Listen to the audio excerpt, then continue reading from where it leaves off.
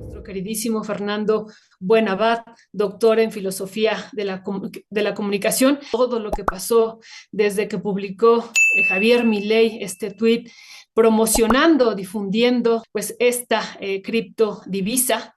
Empezar con esto, la estafa de Javier Milei, Fernando.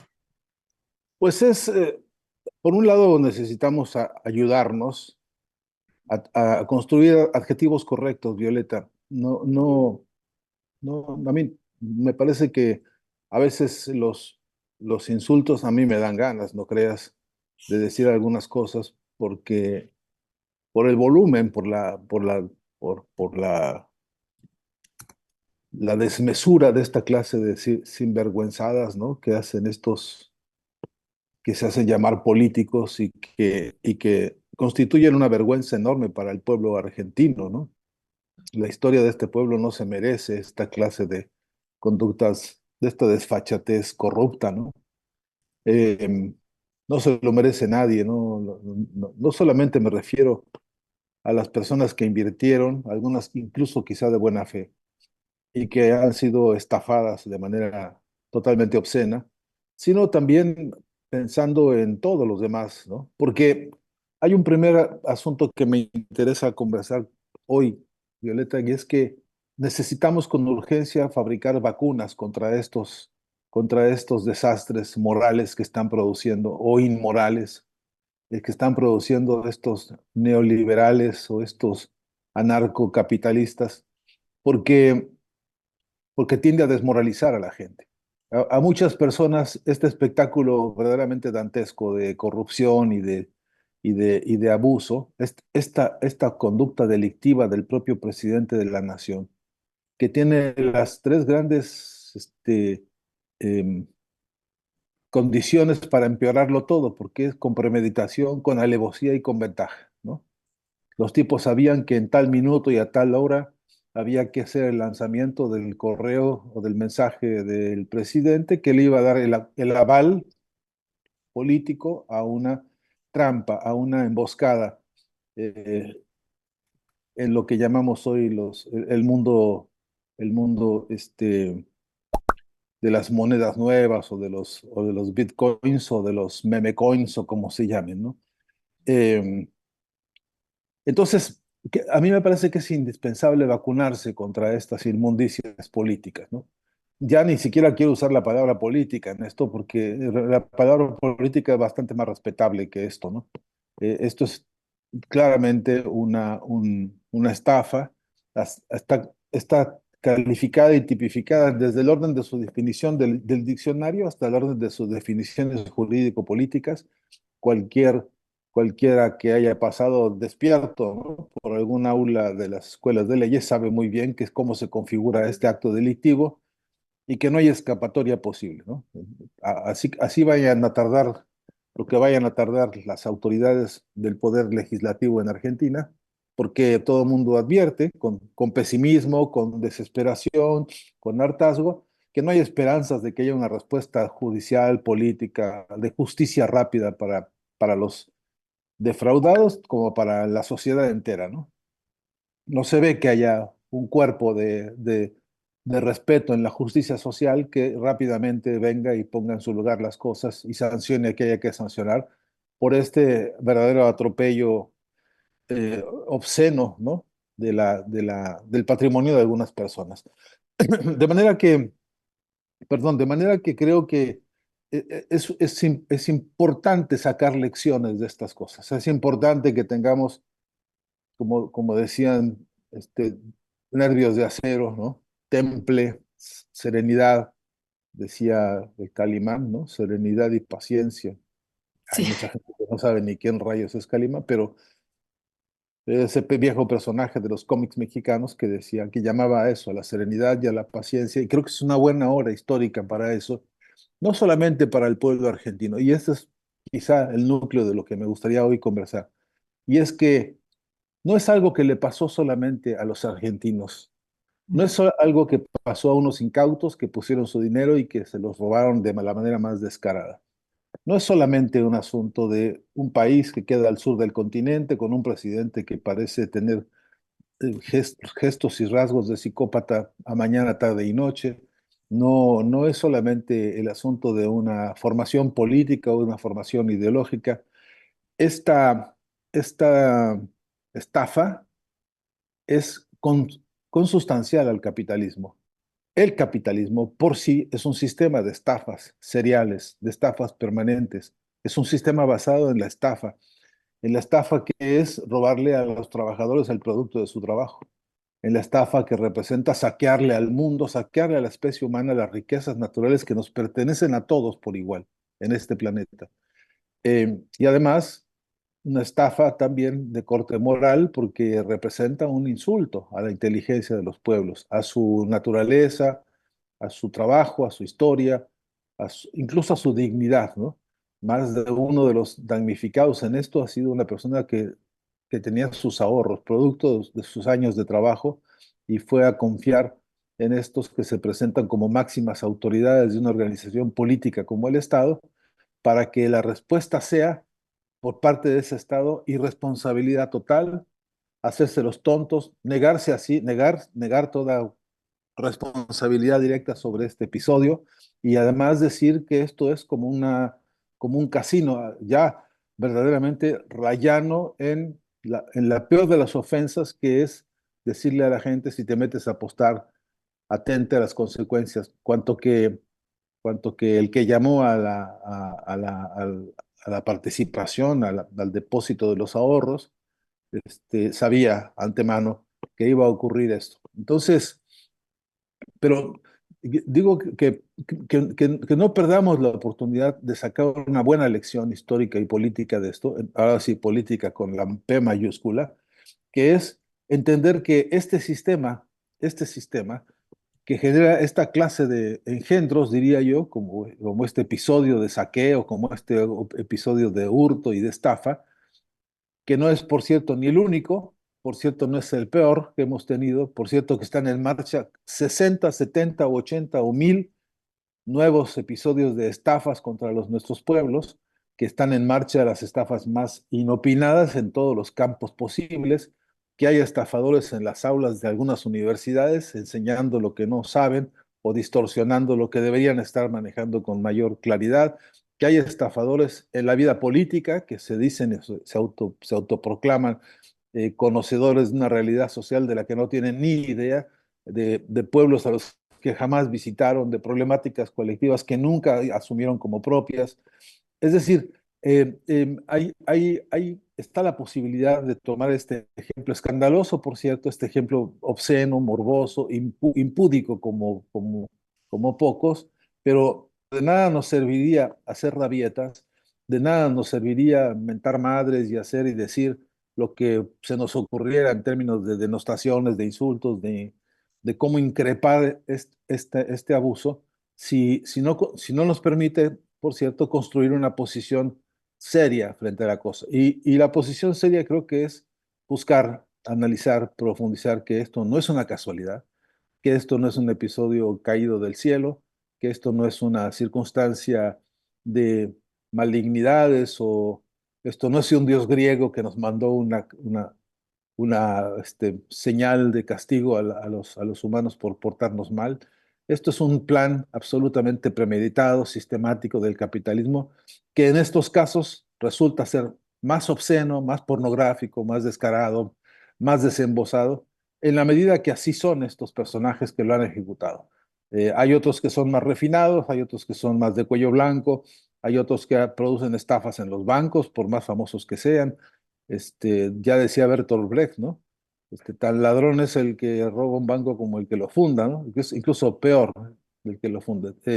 Porque es esto el capitalismo, es un sistema de estafa serial, y creo que nos escandalice, que nos enfurezca, que nos indigne este episodio de Argentina, desde Argentina, con estos argentinos, debería ayudarnos a no empantanar la moral nuestra, a no desmoralizarnos por culpa de estos canallas, y a saber que con mucho, por mucho, Y gracias a la historia que es contundente y tan rica, sabemos que nuestros pueblos luchan por cosas muchísimo más dignificantes, mucho más enaltecedoras y mucho más humanistas y más ricas que estos canallas que hacen, que protagonizan estos espectáculos tan verdaderamente deleznables, ¿no? Muchísimas gracias, muchas gracias por este análisis, Fernando Buenabad. Fernando, bueno, nos acordamos mucho de ti porque tú estás allá en Argentina, pero también por todo tu importante y trabajo tan serio que has hecho desde la comunicación. Y decíamos, ¿cuál sería la opinión que tendría Fernando sobre esta entrevista que le hicieron a Milei? ¿No? Este periodista que, bueno, finalmente le cortan a la entrevista. No entendíamos cuando estaba en vivo por qué no iniciaba desde el principio, sino iniciaba ya con la pregunta elaborada. Y bueno, después vimos este fragmento donde pues este periodista, ¿no? Acepta que, o sea, o más bien comenta que sí, que tiene las preguntas de Caputo, que es asesor de Javier Milei, de su hermana, ¿no? De Karina Milei, y de el ministro de Economía. Sobre esto, ¿qué decir sobre el papel que jugó este periodista, sobre esta entrevista y que también ha desatado también una polémica importante en Argentina? Pues a mí sí que me interesa también este tema. Gracias, Violeta, por la referencia a este caso de este señor Jonathan Viale, porque es un señor al que envían a una oficina del gobierno con un equipo de una televisora como TN, que es Todo Noticias, que depende del Grupo Clarín, básicamente de la mafia del Grupo Clarín, y de la alianza de la Sociedad Interamericana de Prensa, que ya sabemos lo que es eso, ¿no?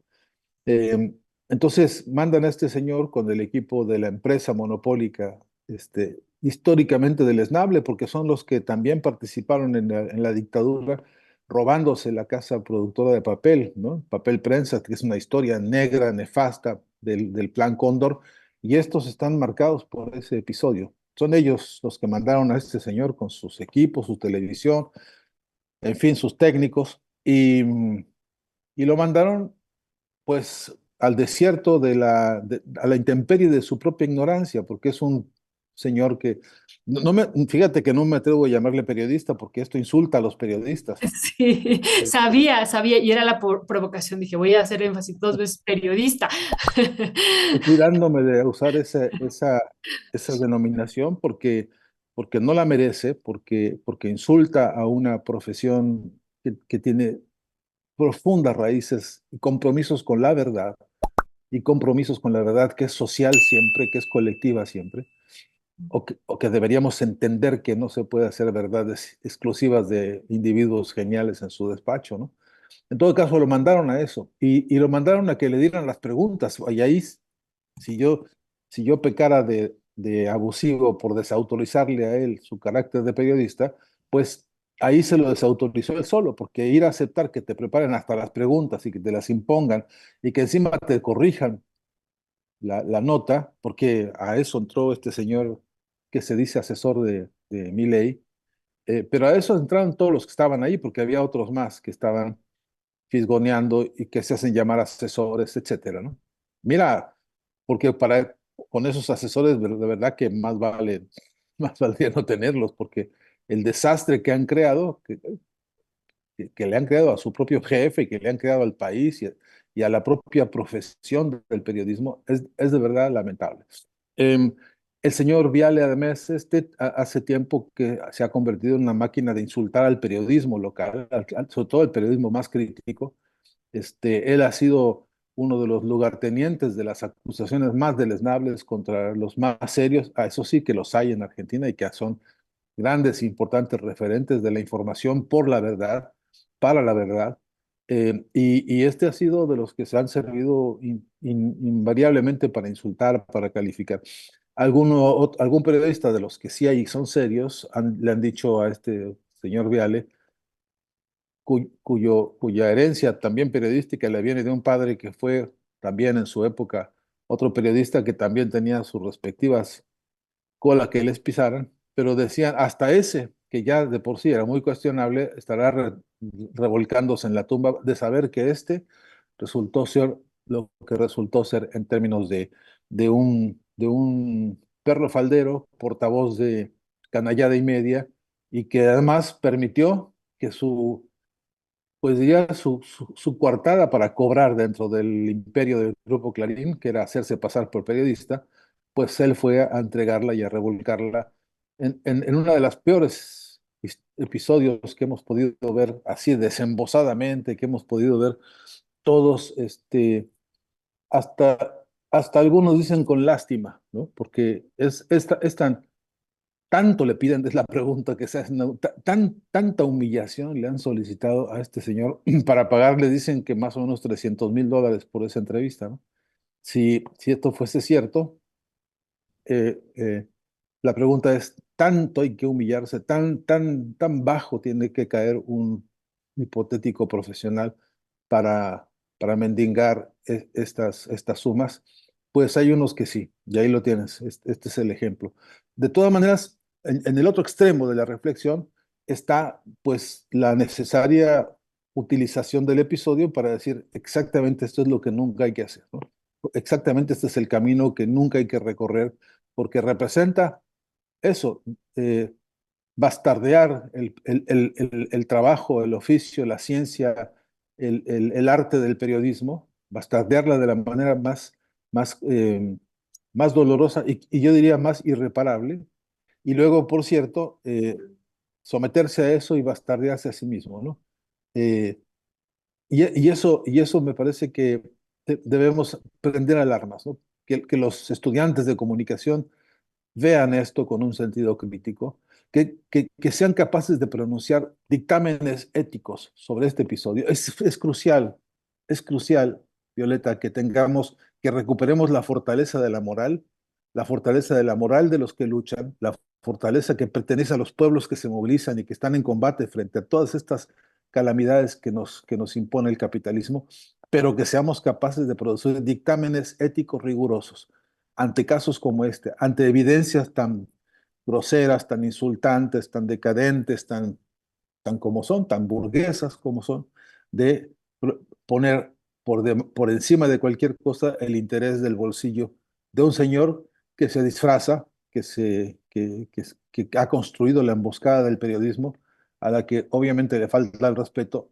al periodismo en general y a los grandes, importantes periodistas como los que están hoy en el territorio de Gaza, dando testimonio de los horrores que está produciendo Estados Unidos junto a la dictadura de Israel, ¿no? Que estos periodistas, comprometidos con la verdad y comprometiendo la vida misma en el escenario, están pensando no en su bolsillo, sino en construir con toda la humanidad un algo que nos hace falta, que nos hace tanta falta, que es la solidaridad. Estos tipos que van a arrodillarse ahí a que les entreguen hasta las preguntas hechas, en realidad hacen exactamente todo lo contrario. Y hay que señalarlo con serenidad, con profundidad, con fundamento de ética de la historia de la comunicación, que está pasando por uno de sus momentos más duros hoy en el planeta, y con esa autoridad sancionarlos moralmente, ¿no? Esto se merece este señor. Después vamos a ver si se merece sanción judicial también, porque es partícipe necesario en la trama de una mentira que está rondando al mundo, ¿no? Sí, justo te iba a preguntar sobre eso, sobre la posible sanción judicial y sobre el juicio político que se está promoviendo por algunos legisladores y pues cada vez vemos que se clama más al respecto. Sobre estos dos puntos, querido Fernando, ¿qué decir? Dos noticias que uno oye así con la metralla de lo que es, pues, como te imaginarás en Argentina, hoy por hoy hay una sobredosis de información, entre comillas, sobre esto.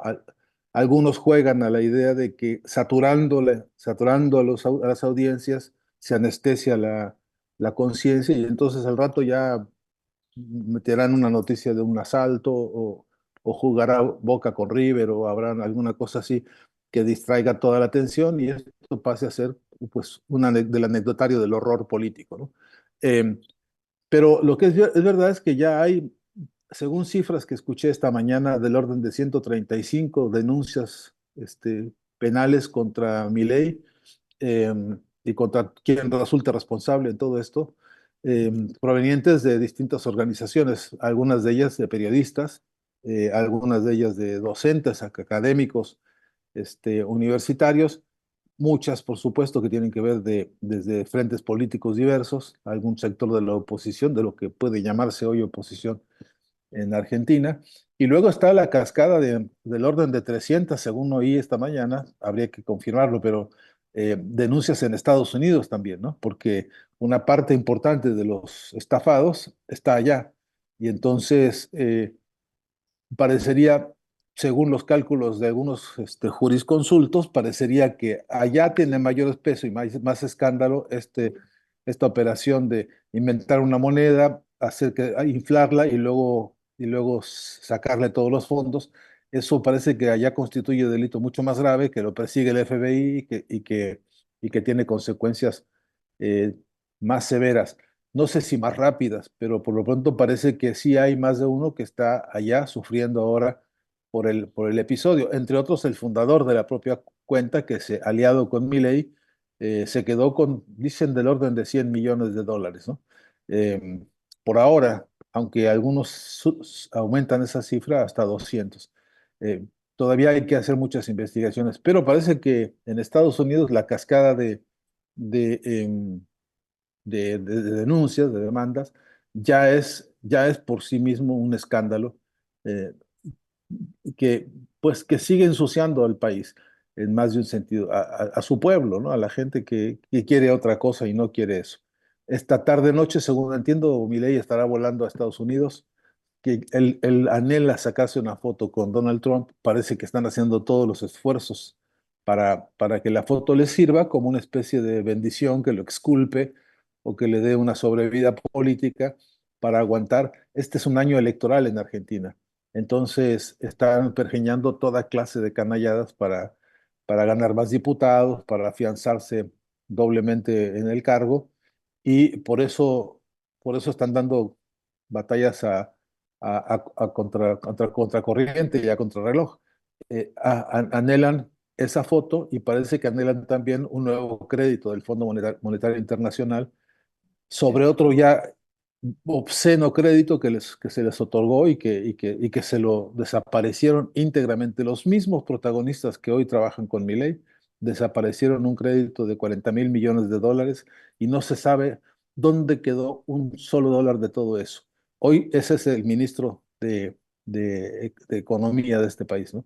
De modo que el paisaje pinta bastante, bastante desolador, bastante amargo, pero más amargo todavía es que en las fuerzas de la oposición todavía no se encuentra un punto de unidad, un punto de organización que sea capaz de crear la fuerza para reponerse de esto, ¿no? Y eso también es un problema que hay que analizar semióticamente, ¿no? ¿Cuántas de estas cosas, cuántos de estos gestos, cuántos de estos símbolos tienen como consecuencia la desmoralización de los pueblos?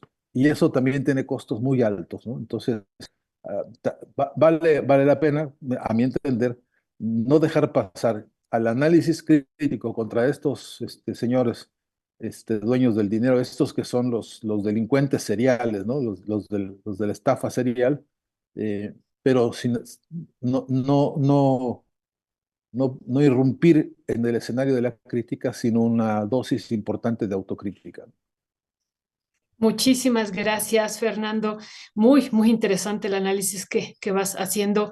Y para cerrar, yo quisiera preguntarte pues, sobre la oposición y justo esto que decía en específico Milei. En esto que ahora también le decimos, no es un periodista, tampoco fue una entrevista, no fue todo pactado, pero en esto que decía, ¿no? En ese contexto sobre Cristina Fernández y también, ¿no? Sobre Axel Kicillof, pero sobre ella, ¿no? Hablando de una manera durísima, diciendo que era una delincuente, una chorra, así lo expresó en 2 ocasiones, ¿no?